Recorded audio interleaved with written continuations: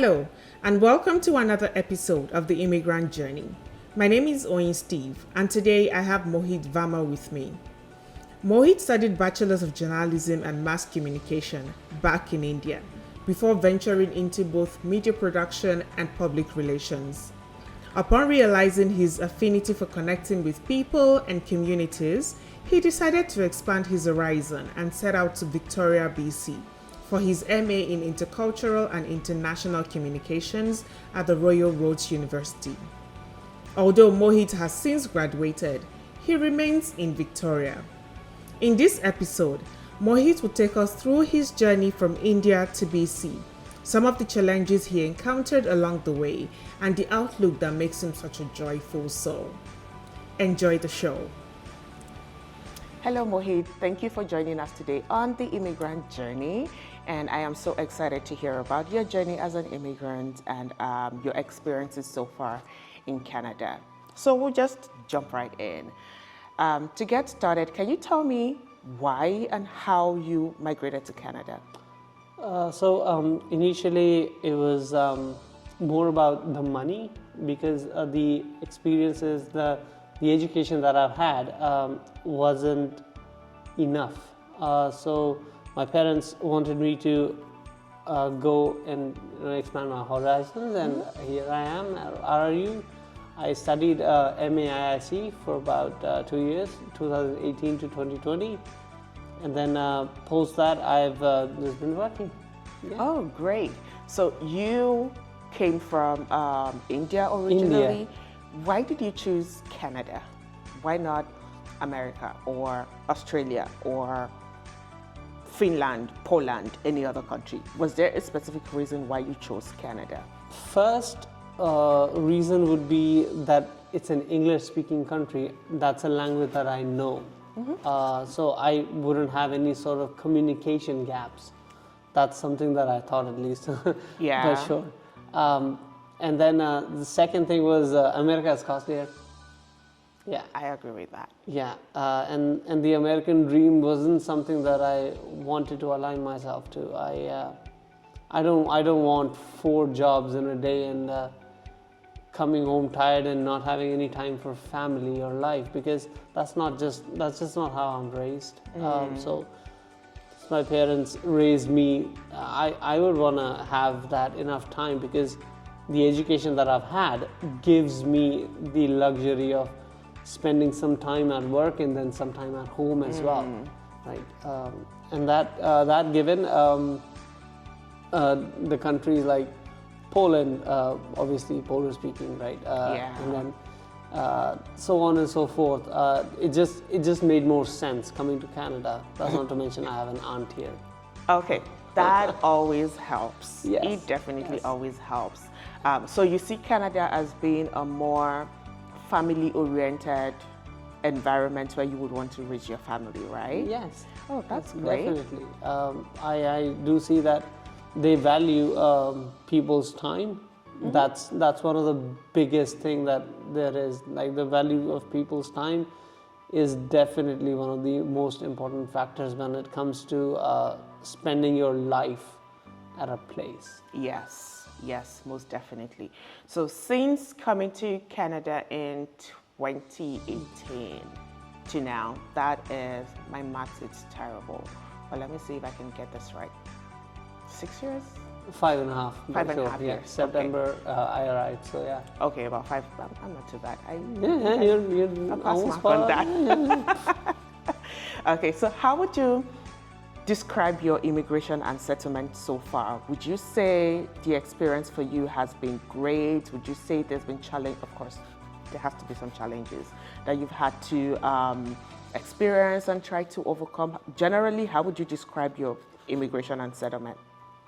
So overall, my immigration and settlement experience, I think it's been great. I mean, I hate to focus on the negative too often, and that's one thing that I've learned from Canada as well. That if you focus on the negative, there's so much more to complain about. Yeah. If I tend to think that my experience has been good, I've had a university education from Royal Roads, and I had a very stable renting place where I stay. I still am there. It's been 5 years, 5.5 years. Oh, from I'm you still stay at in the same yeah, place where still you at the same came. place. They haven't kicked me out yet. Okay, you're a great tenant then. yeah. I make sure to get them the rent like 1 or 2 days before the rent days, the rent time is, because obviously. And then I have had a little bit of disappointments in the job market, but that's because I come from a very different culture. The work culture here is so much more different. It's okay to me to come to like and learn, right? Because that's something that Tanya Swan told me, that if you are willing to learn, you will continue to grow. Yeah. That's there. So yeah, and then settlement. That's something that is still going on. I wouldn't call myself settled yet, because obviously a rented suite, Yeah. right? Yeah, wouldn't call it settlement just yet. But yeah, it's in progress. Yes. So you feel like you haven't fully settled because you haven't started developing roots with home ownership, but how would you describe your social life? A lot of times immigrants come and they focus so much on the career, maybe if they come as students, the school part and all of that. And we tend to forget the social parts as a very important and integral part of our journey as immigrants here. So how would you describe your social life? So as I mentioned, especially as a single person. Right. Yeah. I mean, not totally single, but Right, unmarried. I understand. But so as I mentioned earlier, right, Canada really values time, and that does give me a huge chunk of social life. I worked at Walmart, and there I had no social life because I used to get to work, get back home, eat, sleep, get to work again, and it was not good. But otherwise, my social life has been bustling. Oh, that's great. I have such an amazing group of friends. I have a huge, like my last birthday party, I had 22 people. Okay, so give us some tips.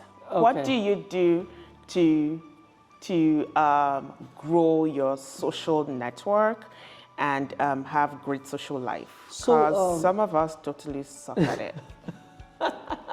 So I think first thing is, since my course was on campus, I had like all these friends, all these cohort members who were constantly in communication with me, and I was constantly in communication with them, and we were discussing each other's life every now and then, right? We would grow together. I remember one of my friends from the cohort, he proposed to his girlfriend, and I was there, and I was there at the wedding, and now they have a baby girl, and I was there for it all. Like so it's sort of a, I don't know if you remember Imagine Communities. Remember when that Imagine Communities was introduced in one of our courses in the global communications, I think? I haven't gotten there yet. Okay.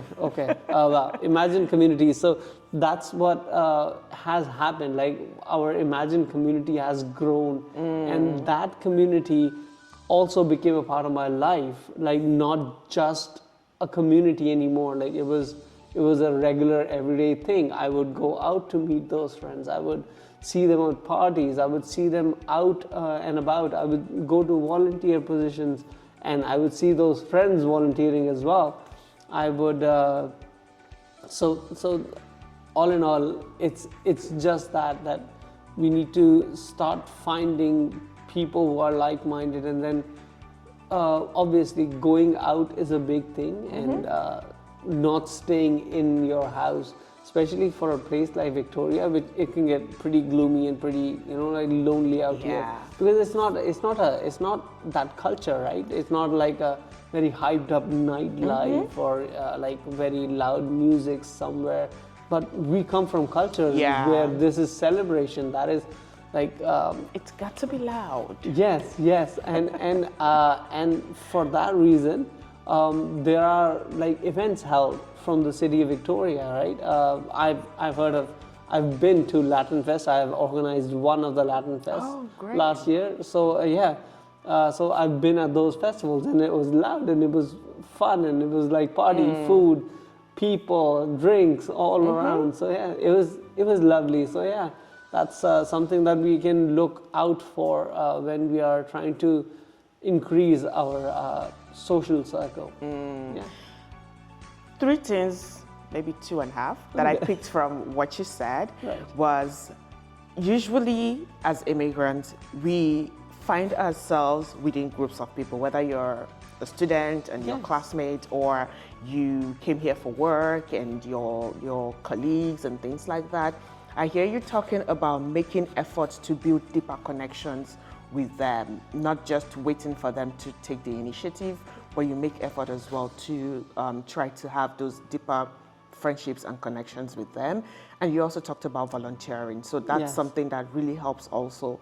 And I particularly like that you said it, because most times I feel like immigrants think you have to wait until you have your dream job and you're settled and you're not worried about money anymore before you start volunteering or before you start giving time back to the community or giving time to serve others. But I love that you don't feel like you're there yet, but still, even it sounds like even as a student you were doing things and volunteering and all of that. So that would really help, and you think that helps you to build connections and improve your social activities. I landed my last job because I was volunteering for this organization rep here in Canada. And I intend to introduce you to them as well, because they have a lot of immigration stories. Oh, that would be That's great. what they deal with. And I would want you to know them, and I would give you the contacts and everything. That would be great. Yeah. That you see, this is why you should network. Absolutely. I love that you said you actually got your job Because of the volunteering. because of the volunteering. Even though that was not the reason you were volunteering. No. Yeah, so it's we don't always look for, I feel like a lot of times we think we're looking for opportunities or job opportunities, and we're looking at the usual channel, apply online, LinkedIn, Indeed, and the rest of them, or other job boards. But there are also opportunities in networks, when you network with people and when you volunteer, put yourself out there. But it's uncomfortable, would you say? Uncomfortable is not the definitive word, because obviously everything new is uncomfortable. Yeah. If you made the effort of leaving your home country, coming to a different country, you've already stepped into the uncomfortable, my friend. Time to get comfortable with the uncomfortable. Oh, I love that. Yeah, Time to get comfortable. That will be the title of this episode. Yeah. Get comfortable with the uncomfortable. Yes. So it's just gonna be you putting in the effort. You might not see the same effort from somebody else, but hey, that's a learning. Yeah. You learn something. You don't want to put your effort into this person because they're not ready for you yet. Yeah. It's just a not yet. Maybe sometime later, you guys will be friends again. You guys will meet each other again. Yeah. Because don't burn bridges. Yeah, just because exactly, they're not yeah. ready. Yeah. Definitely. Yeah. So if you look at your experience and what you currently do, or some of the things you volunteer for, or some of the things you love to spend your time on, would you say that your experience as an immigrant, either from your home country or your experience so far in settling, would you say it influences some of the work or some of the things you love to do as a person? Oh yes, definitely. Back home, I was in production myself, and film production and photo production when it comes to catalog and some print materials. And that was mostly I would organize for shoots, do some logistics for them. I would help the photographer himself. I would help with the social media presence. So these things obviously they helped and they influenced my volunteering for photography for different organizations. For Sheldon Community Kitchen, I've volunteered for photography. For Rep here in Canada, I did that for a long time. The communications part, the community outreach coordinator that I was for Here magazine was the same thing. Like I had to do the social media of the company, of the organization, and it was definitely influenced, and it helped as well. Yeah. Because that all translated into these things. I learned about timely delivery, like the deliverables. I didn't used to take care of them back home. Back in India, my photographer used to take care of the deliverables. I was just the reporting guy. I was telling him how things are doing, and that reporting translated into how my community outreach posts are doing, like the analytics part of the things. And reporting them to my CEO, Fiona Bramble, and so on and so forth. So, yeah. Great.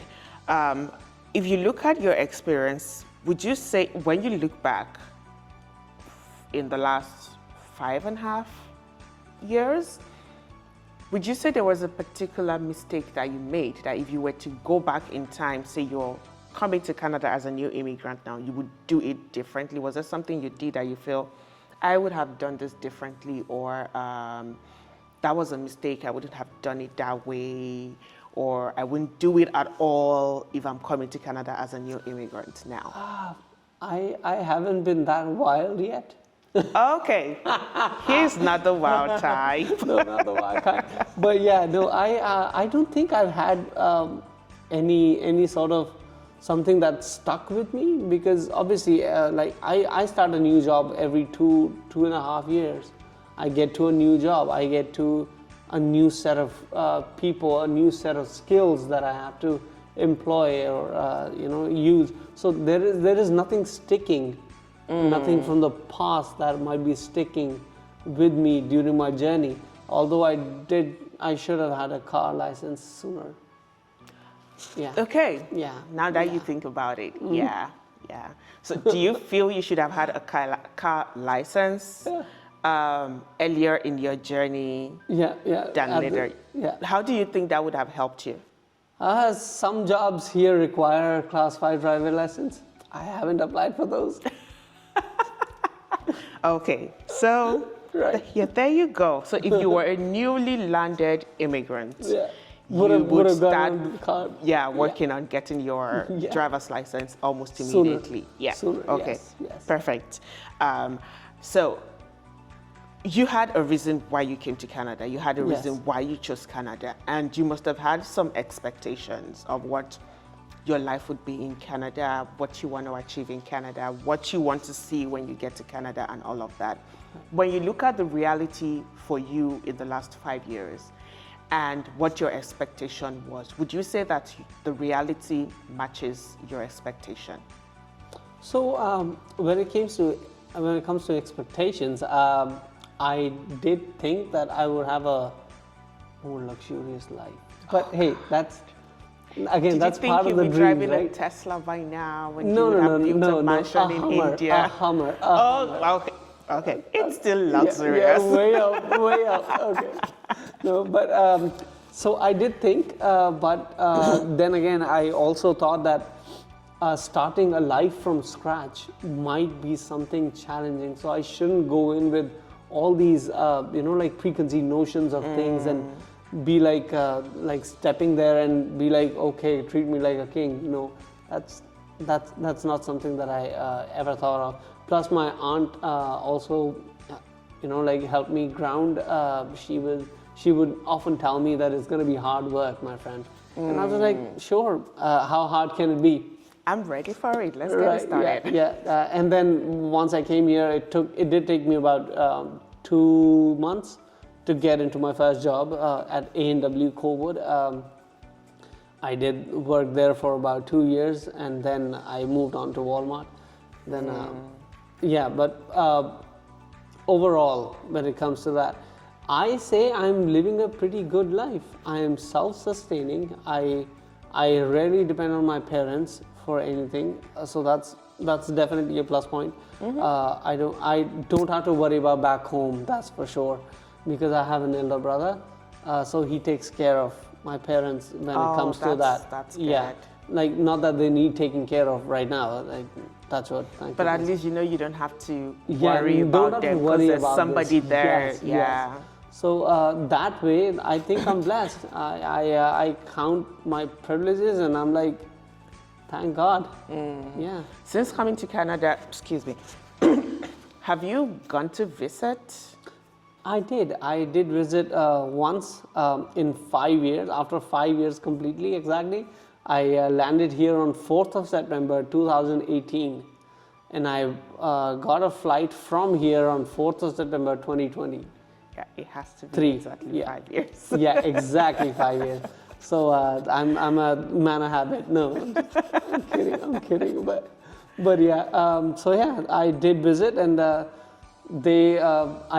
was like really happy to see my family again, and I was a little. I don't know if you're familiar with the concept of ship of Theseus.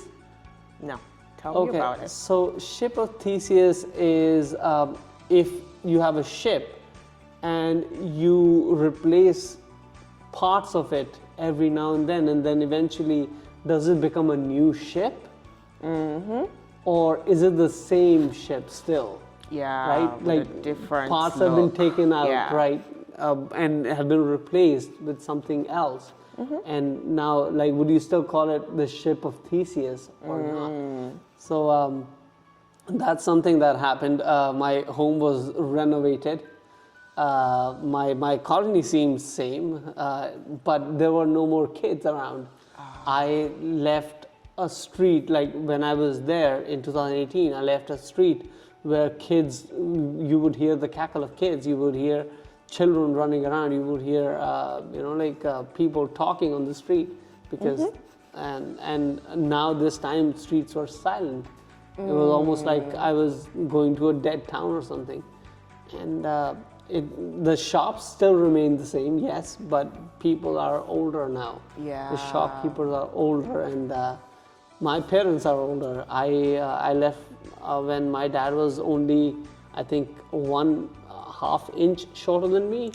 Now he's like this little tiny bitty Was he dude. growing shorter or you were growing taller? Exactly, right? The whole ship of Theseus thing, right? But so yeah, like it was good to see them. It was good to embrace them and tell them that I miss them and I miss the food. Oh my God, the food! But sure, It's never the same. Oh, God. Even when you go to Indian restaurant here, it's never the same. no. But it's still it's a good placeholder. Yeah. I wonder if, did you feel a sense of nostalgia when you went back home and seeing how things had changed? Because a lot of times when we leave home, we don't think that things would change when we come back. We feel we're still going to come back and everything is still going to be the same. And it's something we don't think about at all. Like, and it's a sacrifice that we don't think about because we're leaving something that is familiar to us that would never be the same again. We would never have that. You would never have that opportunity of spending those 5 years in that environment that you love and seeing things transition and understanding the transition. So it just feels like you left this place, it was white, and all of a sudden you came back, it was black. And you're wondering, how did the transition happen? Yeah. How did I miss all that? disconnect. Yeah. Do you feel a sense of nostalgia? Yes, because obviously I did not need to be told the way to my home.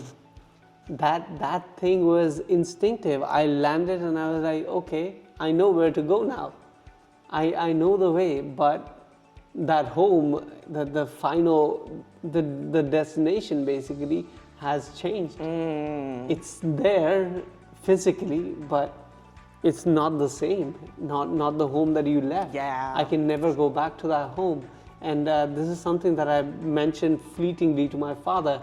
that I am a nomad now. I don't have a home anymore, and I used to. I remember on vacations we used to go out of the house to visit some place. Now on vacations we go back to the house. To the house, yeah. It's such a change that has happened. We've finally grown up. I am no longer the boy that you knew me as, and everything is so different. And that did hit me pretty hard. I didn't cry. My mother cried. Oh, So I'm not crying. oh my God. No, sorry, no. But yeah, my mother did end up crying a little bit. But everything is good because it was tears of joy. Exactly. Yes. It must have been tears of joy. Yeah. Yeah, it just strikes me every time when I hear people talk about going back home and how things had changed and how even the friends they left back, the connection is not the same again. And even when you try to stay in touch with them, your life here is different from their life there. So there isn't a lot of connection. Yes, they can still tell you about their life there. And when you tell them about your life here, they don't really get it. Yeah. So it's a sacrifice that we make and we don't talk about a lot. But the great thing is, for many of us, it was a choice we made. Yes. Even though we didn't make the conscious choice to disconnect from those things, it was just, I want to experience another culture, another environment, but not, oh, I want to disconnect from those people. Yeah. That was not the choice. But then that's the sacrifice that comes with that choice.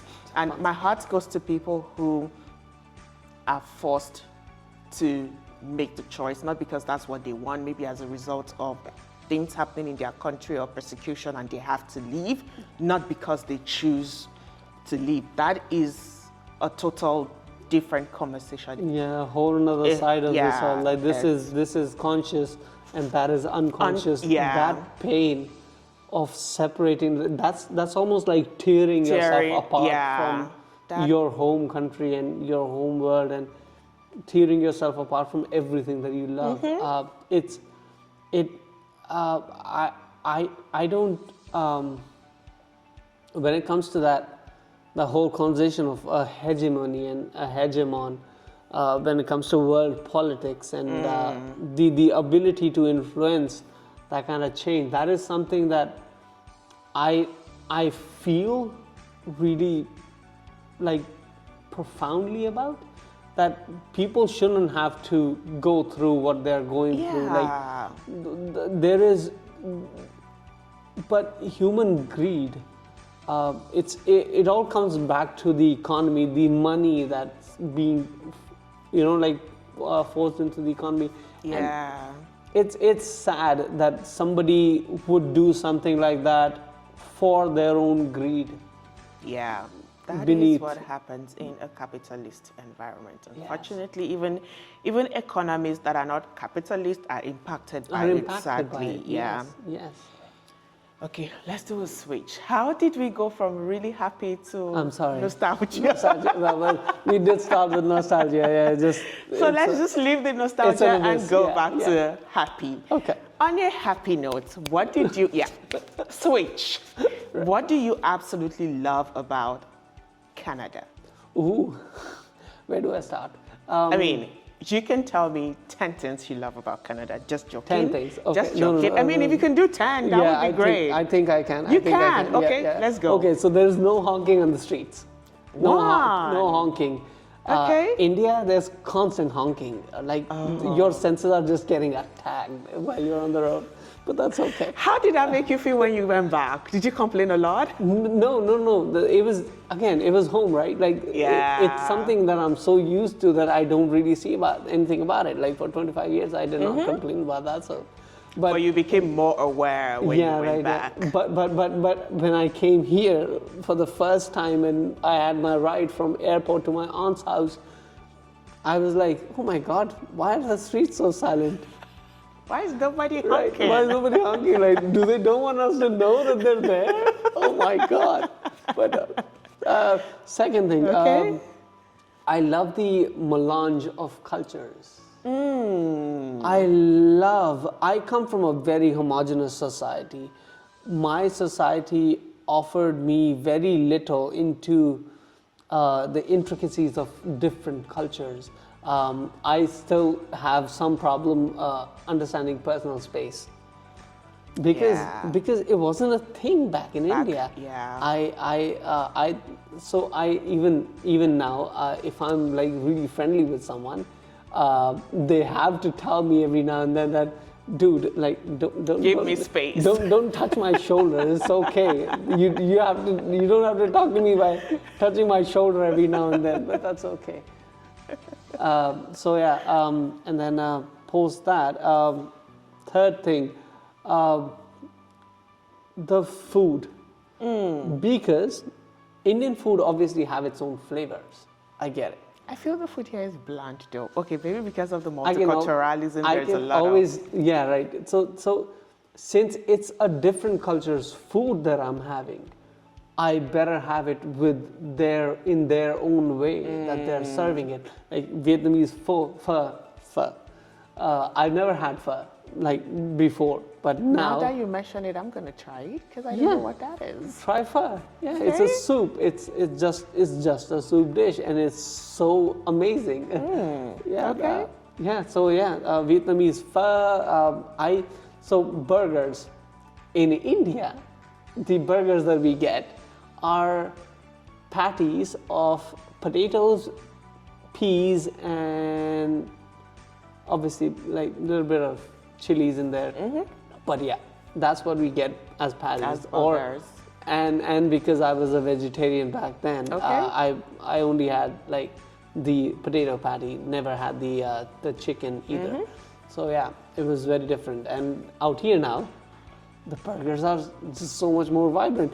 I worked at A&W, right? So I remember putting that ketchup, mayo, and all the sauces in there to entangle. Experience. Yeah, I know, right? Like that's something. Oh my God, novel. I want to try that. Yes, and the lettuce in there. Oh my God, it's crazy. But yeah. Okay, there you have it. The third one, the food? Third thing. Okay, so the fourth. Fourth thing is the roads. The roads are so big. It's such a spacious country. Back in India, my road, like the roads that I'm used to, I can cross them in one leap from one to another. Like not the length, but the width.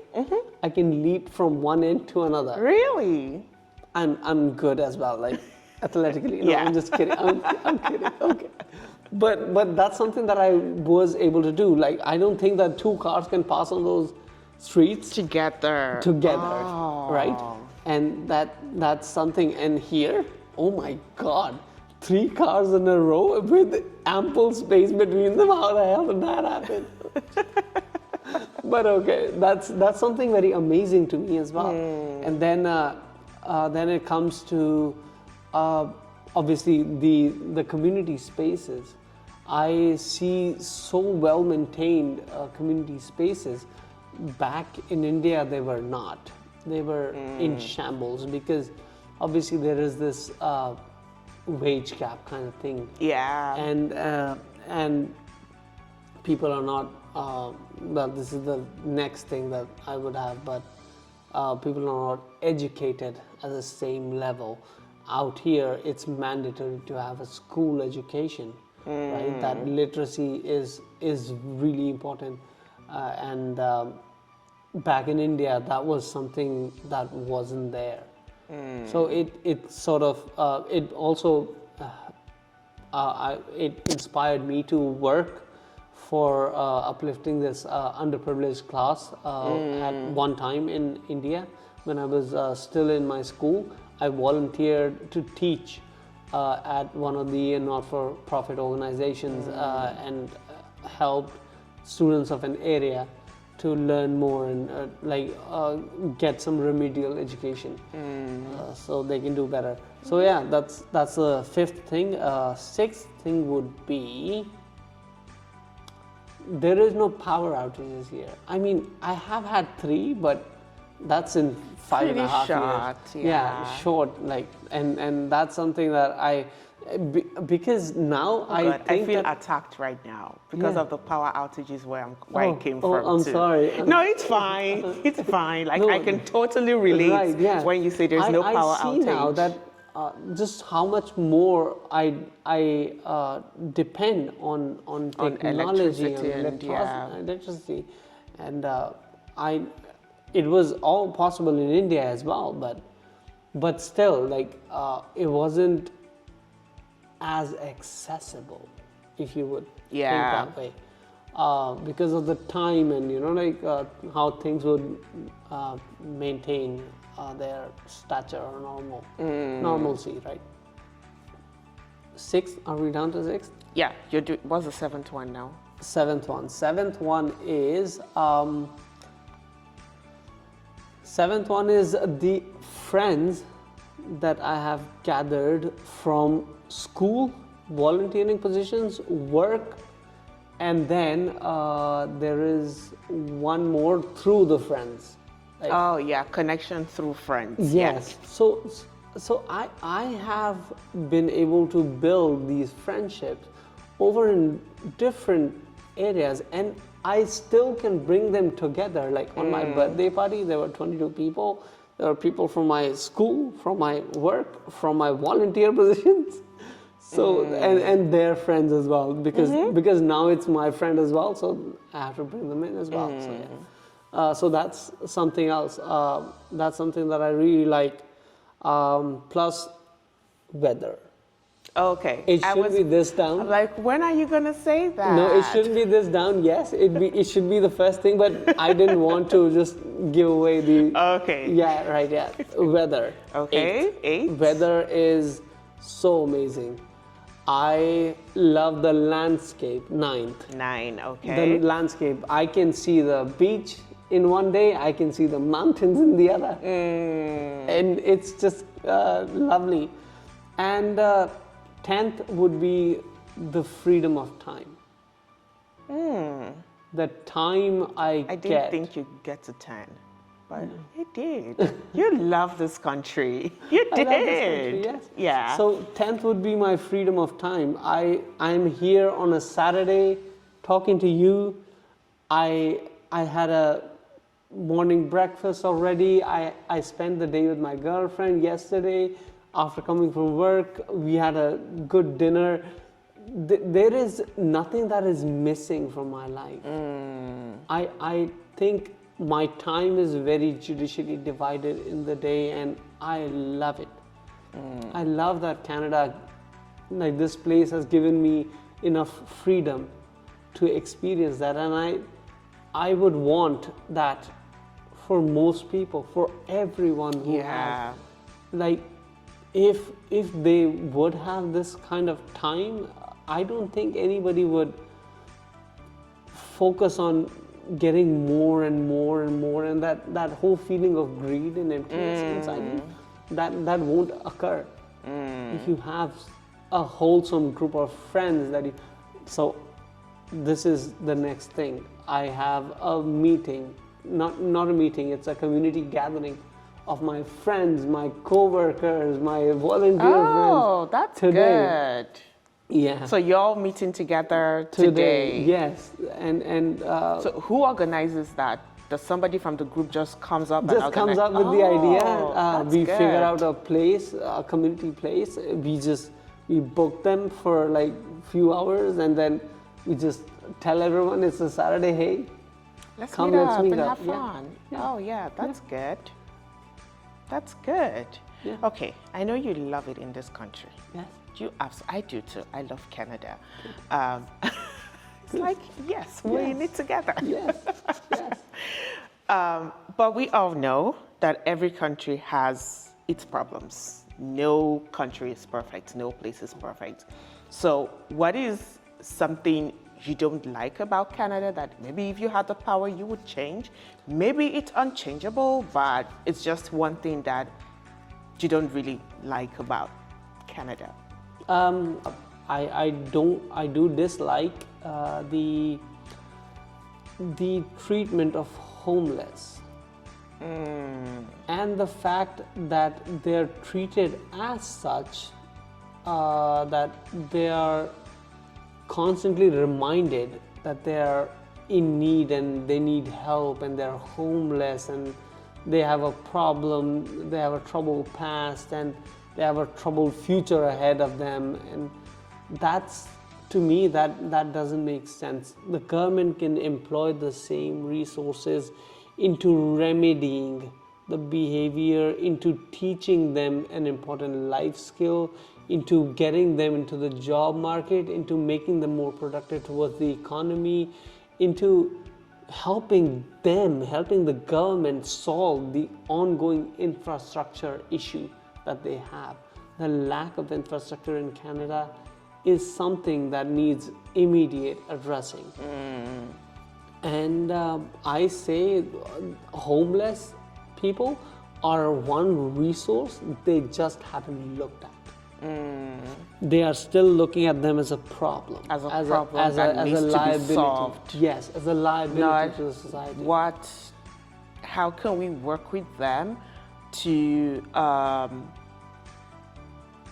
don't know if this is even the right word, become part of the solution? Yes, more productive member of the society. That's what it's supposed to be. I mean, while working at Walmart, I used to see them come in every night at 10:30.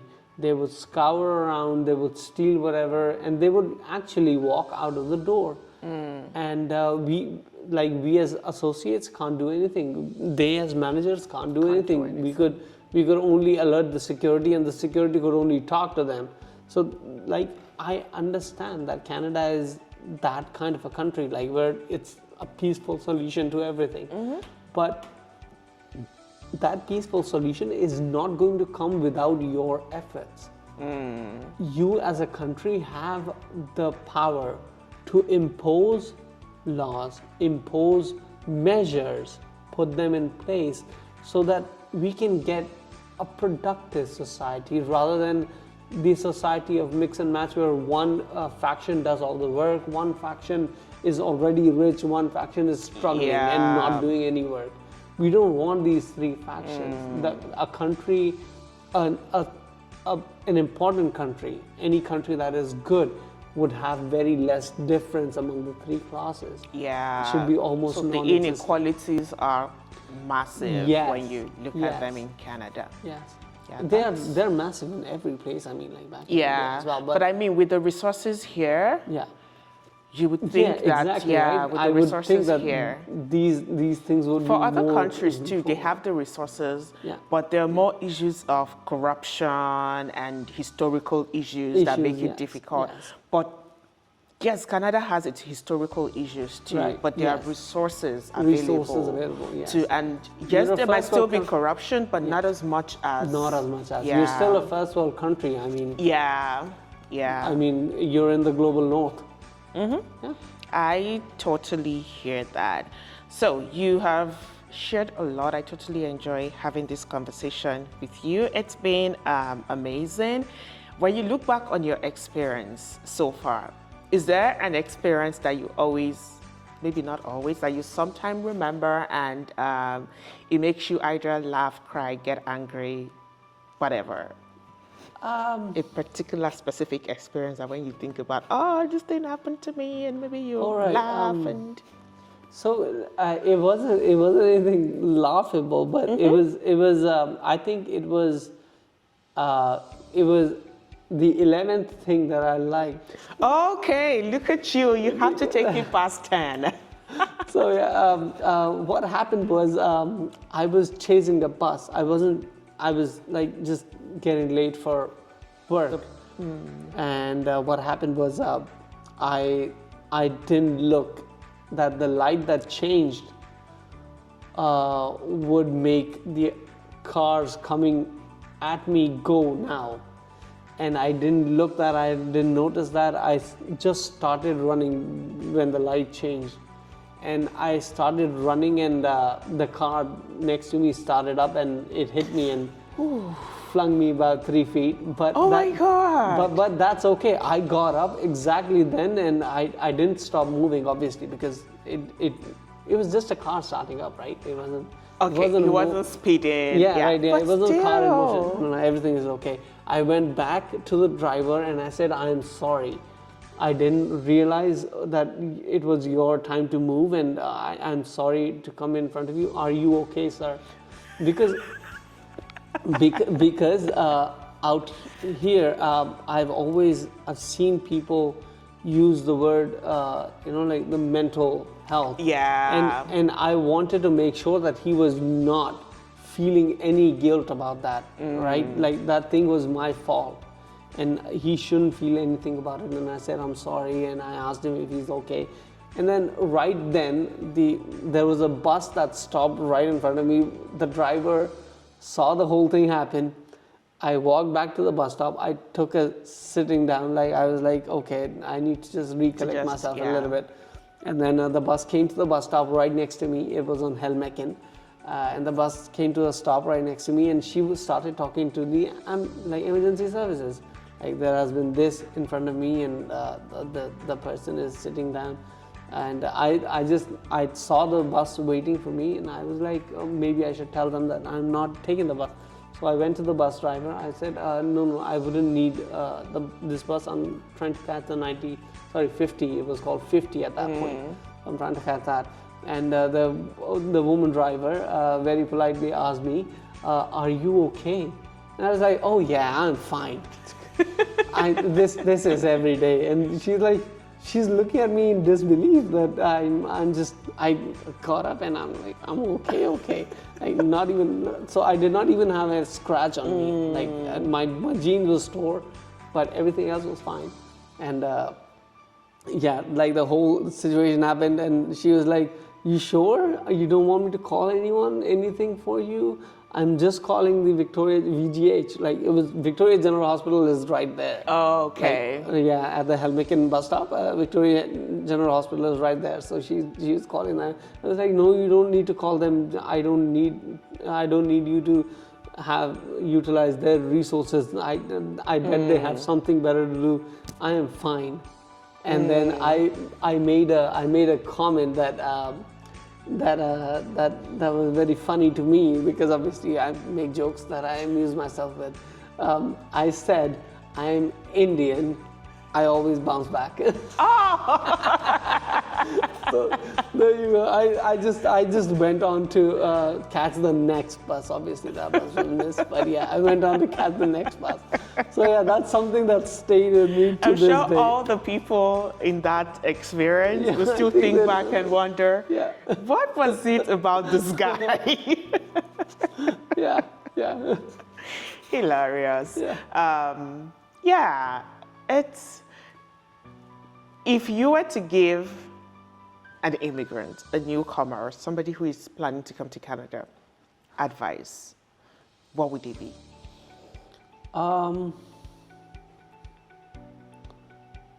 Don't be afraid to try new things. And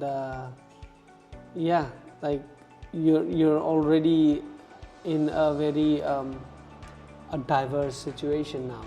You come from, obviously, many people come from like countries which are way more diverse than these, but Canada being like I would consider the hub, where there are just so many diasporas, right, in existence.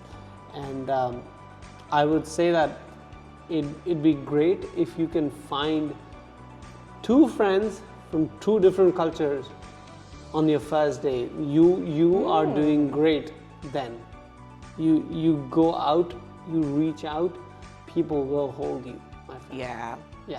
Yeah, that's one thing I really find too. For the most part, if you ask for help, you would always see people to help you. And I particularly love what you said about finding friends that are from different cultures. Yes. Because most times as immigrants, we're easily drawn to people from our culture, and we avoid people, maybe not avoid, but we tend not to get close to people from other cultures. Yes. And that impacts settlements. Yes. Because you know your culture very well. You're coming from there. You know how to act in your culture. Be a representative. Of your culture. But this is a new culture that you're trying to experience. Yes. You won't get the full benefit of this culture if all you do is to mix with people from your culture? Yes, it's great. Mix with people from your culture by all means, but also find people from other cultures to mix with, because then, yeah, we're talking about cultural awareness. That's what our training in international intercultural communication is about. And you don't really build your cultural competency and cultural awareness if you don't interact with people outside your own culture. So I think that's a very important advice that you should take. Thank you so much, Mohit. It's been such a pleasure talking to you today. The mix of laughter, humor, and oh my God, you know 11 things about Canada. Probably more. If I give you time, I'm sure you tell me more things that you love about Canada. But it's been so amazing having this conversation with you. Thank you for joining me and honoring us with your presence. Thank you. Thank you. Thank you. Yeah. And thank you all for joining us for this episode. Until we come your way again with another episode of the Immigrant Journey, stay happy.